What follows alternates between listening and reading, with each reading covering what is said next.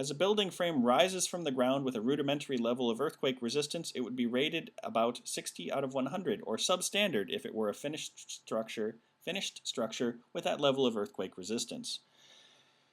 Wow, what a mess. The issue, of course, in the sentence as written is that we have two its. And it's referring to two different things each time. The first one, it refers back to frame. The second one, it is the level of earthquake resistance. So clearly, those things need to be spelled out more clearly.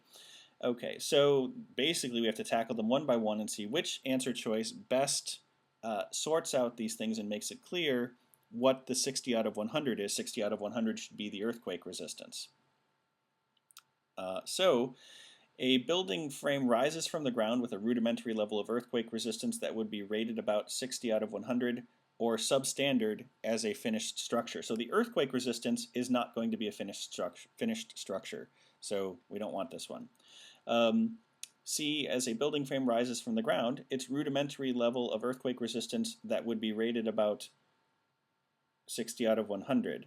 And then we have a semicolon. There's no main verb here. It's rudimentary level that would be rated. We don't have an independent clause before the semicolon, so it can't be C. D, a building frame rises from the ground with a rudimentary level of earthquake resistance that would be rated about 60 out of 100. A finished structure with such earthquake resistance would be deemed substandard. That's possible. We'll check E. As a building frame rises from the ground, its rudimentary level of earthquake resistance, which would be deemed substandard for a finished structure, would be rated about 60 out of 100.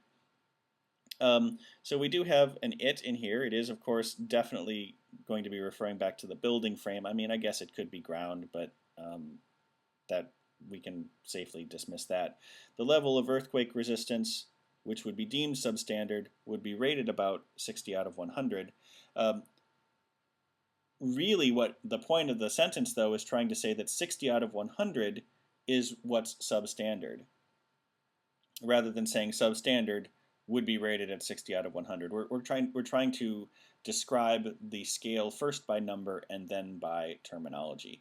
So choice D was much clearer than this one, and keeps the original order of the original logic of the sentence, even though the original one had problems.